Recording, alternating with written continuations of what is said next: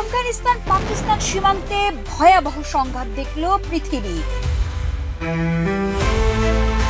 জীবন গেল নারী ও শিশুদেরও। তারপর কাতারের দোহায় আলোচনা সেরে দুই দেশ তাৎক্ষণিক যুদ্ধবিরতিতে রাজি হয়েছে।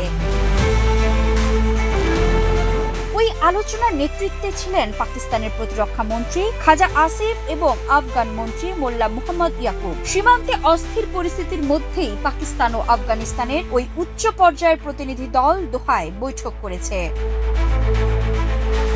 19 অক্টোবর ভোরে কাতারের পররাষ্ট্র মন্ত্রণালয়ের দেয়া বিবৃতিতে বলা হয়, দেশটির ও তুরস্কের মধ্যস্থতায় এক দফা আলোচনায় আফগানিস্তান ও পাকিস্তান তাৎক্ষণিক যুদ্ধবিরতিতে সম্মত হয়েছে।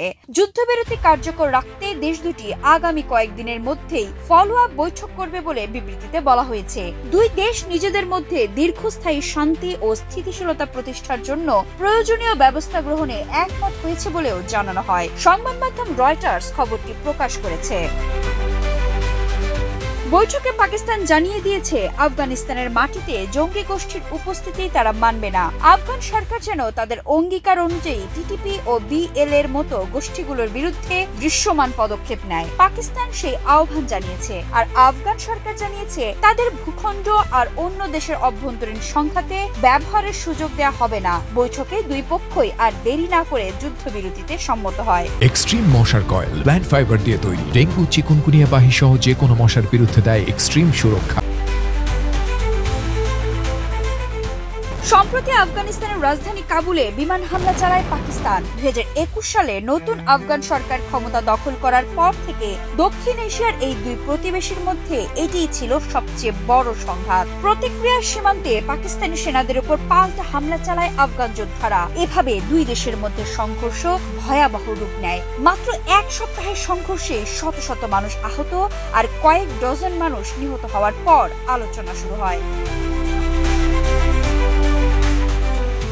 2600 কিলোমিটার দীর্ঘ ওই সীমান্তে কেন এমন প্রাণঘাতী গোলযোগ? পাকিস্তান দাবি করে আফগান ভূখণ্ড থেকে পাকিস্তানের হামলা চালানো সশস্ত্র গোষ্ঠীগুলোকে নিয়ন্ত্রণ করতে দেশটির সরকারের ব্যর্থতাই এমন সংঘাত ডেকে এনেছে। ওইসব গোষ্ঠী আফগানিস্তানের নিরাপদ ঘাঁটি থেকে হামলা চালাচ্ছে বলছে পাকিস্তান। আফগান সরকার উল্টো পাক সরকারের বিরুদ্ধে একই রকম অভিযোগ তুলেছে। নিজেদের বিরুদ্ধে ওঠা অভিযোগ অস্বীকার করে তারা বলছে, পাকিস্তানের সেনাবাহিনী আফগানিস্তান সম্পর্কে মিথ্যা তথ্য ছড়াচ্ছে। আইএসআইএল বা আইএসআইএস এর ঘনিষ্ঠ সদস্যরা পাকিস্তানে আশ্রয় পাচ্ছে। তারা আফগানিস্তানের স্থিতিশীলতা এবং সার্বভৌমত্বের জন্য হুমকি বলে আফগান সরকারের দাবি।